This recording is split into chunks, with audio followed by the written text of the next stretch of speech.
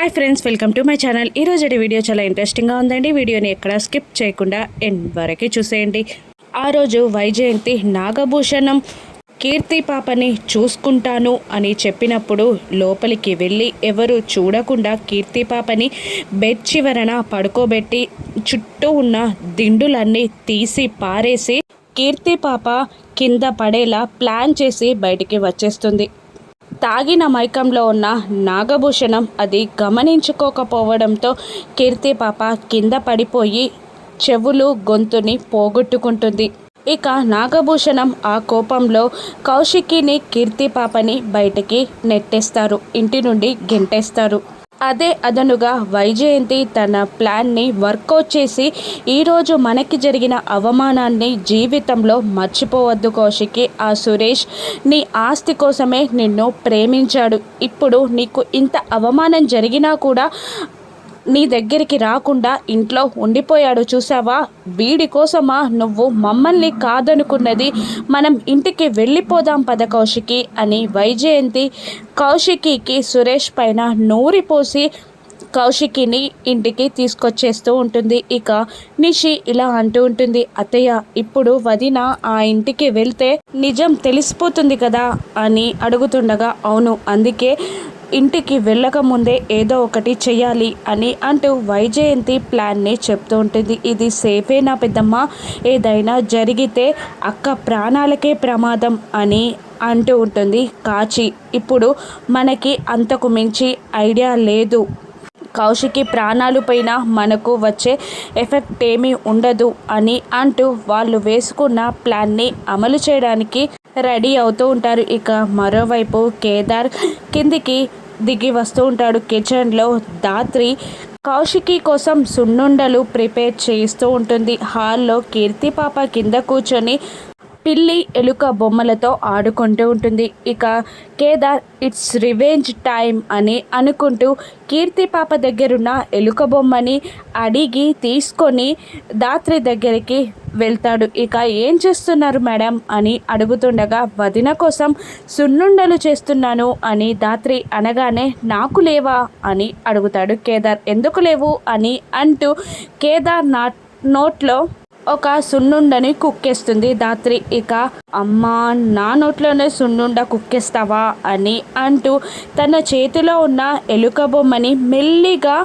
ధాత్రి చేతుల దగ్గర పెడతాడు. అది చూసి ధాత్రి భయపడి ఎలుక ఎలుక అని అరుచుకుంటూ కేదార్ పైన వాలిపోతుంది. కేదార్ గుండెలపై వాలిపోతూ భయపడుతూ, ఎలుక పోయిందో చూడు కేదార్ అని అంటుండగా ఇక కేదార్ చాలా సంతోషపడిపోతూ ఇక టీ టీ అని సౌండ్ చేసుకుంటూ ఆ ఎలుక బొమ్మని ధాత్రికి చూపించగానే, కేదార్ నన్ను ఏడిపిస్తావా అని అంటూ అక్కడున్న ఒక కట్టె స్పూన్ని పట్టి కేదార్ పైన దాడి చేయబోతూ ఉండగా కేదార్ కూడా ఒక సొరకాయతో తిరిగి దాడి చేస్తూ ఉంటాడు. ఇక సొరకాయ వల్ల కేదార్కి ఏ దెబ్బ తగలకపోవడంతో ధాత్రి కూడా సొరకాయ తీసుకొని కేదార్ పైన దాడి చేస్తూ ఉంటుంది. కేదార్ నవ్వుతూ ఉంటాడు. ఆ సొరకాయలు ముక్కలు ముక్కలుగా విరిగిపోతూ ఉంటాయి. ఇక అలా వాళ్ళు ఫైటింగ్ చేసుకుంటూ ఉండగా కీర్తి పాప వచ్చి ఏం చేస్తున్నారు అని అడుగుతూ ఉంటుంది. సైలెంట్గా ఉండు అని ధాత్రి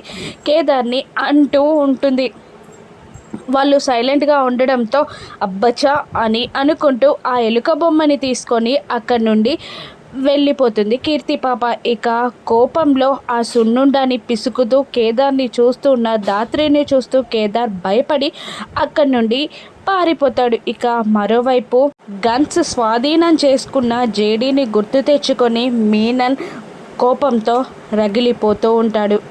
అప్పుడే అక్కడికి యువరాజ్ కమలాకర్ వస్తాడు. ఏం జరిగింది యువరాజ్? అసలు 25 లక్షల మాల్ని ఎలా అలా వదిలిపెట్టారు? ఎలా వచ్చింది జేడీ టైంకి? అలా ఎలా చంపేసింది నా మనుషులని అని మీనన్ అడుగుతూ ఉండగా, తెలీదు బాబాయ్, మీరు కలిసి లాస్ట్ మినిట్లో ప్లాన్ చేసినా కూడా ఆ జేడీ అక్కడికి ఎలా రాగలిగిందో నాకు అర్థం కావట్లేదు అని యువరాజ్ అంటూ ఉండగా, ఆ జేడీ ఎవరో తెలుసుకుంటే తప్ప మన వర్క్ జరిగేలా లేదు అని మీనన్ అంటూ తెలుసుకుంటా అని అంటూ ఒక విగ్రహం ఫోటోని కమలాకర్ యువరాజ్కి చూపిస్తూ, ఈ విగ్రహం చాలా విలువైనది, ఇందులో ఉన్న వజ్రాలు చాలా కోట్ల రూపాయల విలువ చేస్తాయి, అటువంటి వజ్రాలు ఇప్పుడు మార్కెట్లో డిమాండ్ చాలా ఉంది, ఈ విగ్రహంలో 10 వజ్రాలు ఉన్నాయి, ఈ విగ్రహం ఇప్పుడు ఫలానా ఊర్లో ఉంది అని మీనన్ చెప్తుండగా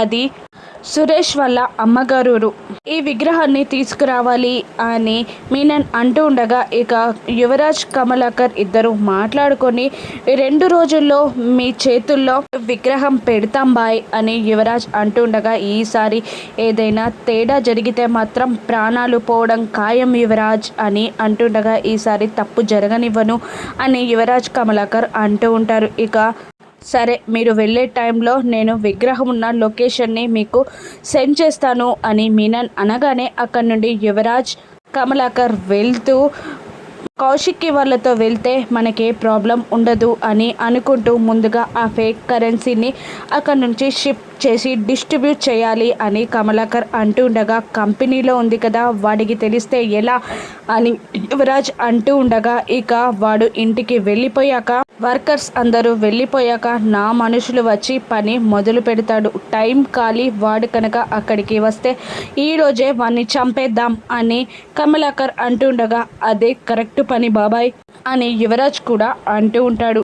అలా కంపెనీకి వచ్చిన కేదార్ని చంపడానికి ప్లాన్ చేసుకుంటూ వాళ్ళు అక్కడి నుండి వెళ్ళిపోతారు. ఇక కౌశికి హాల్లో కూర్చొని ఉండగా కాచి, బూచి, నిషి, వైజయంతి కలిసి ప్లాన్ చేస్తూ ఉంటారు. చెప్పింది గుర్తుందా అని బూచిని అడుగుతుండగా, గుర్తుంది, ఖచ్చితంగా అదే చేస్తాను అని అంటూ ఒక స్కై బోర్డ్ని తీసుకొచ్చి కీర్తి పాప దగ్గరికి వెళ్తాడు బూచి. మరోవైపు సున్నుండాలని రెడీ చేసి కౌశికి ఇవ్వగానే కౌశికి షాక్ అవుతూ, ప్రొద్దున్నే సురేష్కి చెప్పాను తినాలనుంది, అప్పుడు ఇలా చేసేసావు అని అంటూ ఉండగా, ఈ వదిన మనసు మరదలికి ఖచ్చితంగా తెలుస్తుంది అని ధాత్రి అంటూ ఉంటుంది. నా కోసం ఇంత కష్టపడి చేయడం అవసరమా అని కౌశికి అడుగుతుండగా, ఇష్టమైన వాళ్ళ కోసం కష్టపడడంలో తప్పులేదు వదిన, అయినా మీరు తీసుకోండి అని అంటూ ఉంటుంది ధాత్రి. ఇక కౌశికిని చూస్తూ వైజయంతి మనసులో, నువ్వు కడుపు తెచ్చుకొని చల్లగా ఉంటానంటే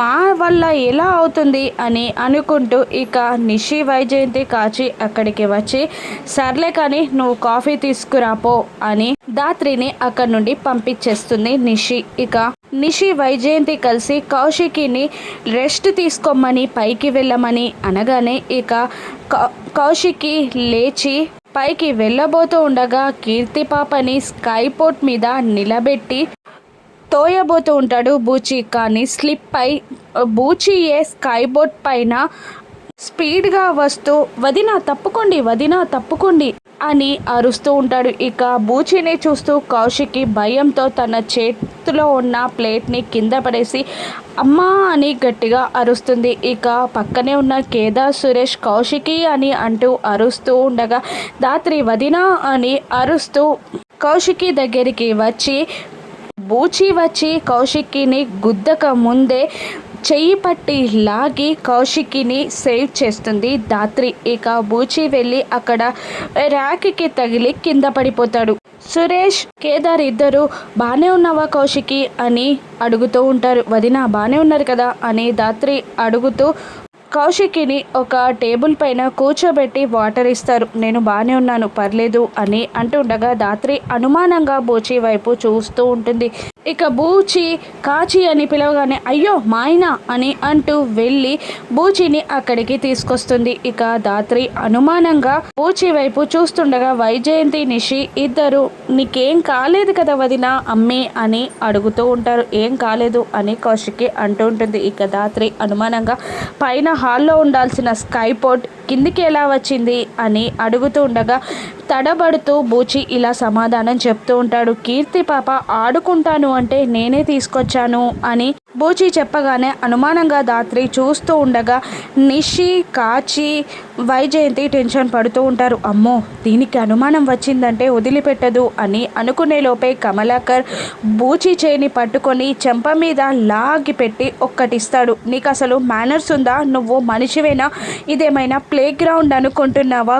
కొద్దిలో తప్పిపోయింది, కానీ కౌశికి ఏమైనా జరుగుంటే నిన్ను చంపేసేవాణ్ణి అని బెదిరిస్తూ దగ్గరికి వచ్చి ఏడుచుకుంటూ లోపలికి వెళ్ళిపో, లేదంటే నిన్ను చంపైన ధాత్రి నీ నోటి వెంట నిజం కక్కేలా చేస్తుంది అని కమలాకర్ బూచిని బెదిరిస్తూ ఉండగా పద కాచి లోపలికి వెడదాం అని ఏడుస్తూ అంటుంటాడు బూచి. ఇక బూచి వెళ్ళగానే ఈరోజు తప్పించుకున్నావమ్మి, కానీ నువ్వు నీ బిడ్డ బయట పడేదాకా జాగ్రత్తగా ఉండాలి అని వైజయంతి అంటూ ఉంటే ఇక నిషి ధాత్రి పక్కనుంది కాబట్టి ఈరోజు కాపాడగలిగింది, కానీ రోజు ధాత్రిని పక్కన ఉండదు కదా వదినా అని ఇండైరెక్ట్గా నిషి మాట్లాడుతూ ఉండగా ధాత్రి కోపంగా ఇలా అంటూ ఉంటుంది.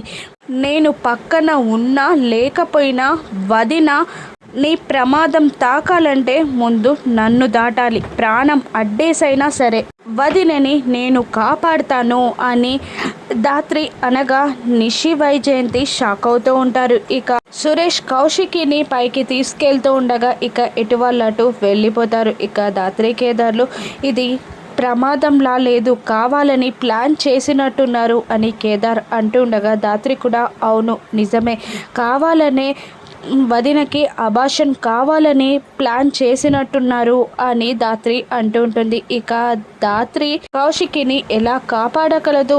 ఫేక్ కరెన్సీని షిఫ్ట్ చేసే టైంలో కేదార్ వస్తాడా? కేదార్ పైన ప్రమాదం పొంచి ఉందా? ఆ విగ్రహాన్ని యువరాజ్ కమలాకర్ దక్కించుకోగలరా? జేడి అడ్డుకుంటుందా? రాను నెప్సెస్లో చూద్దాం. Thank you for watching.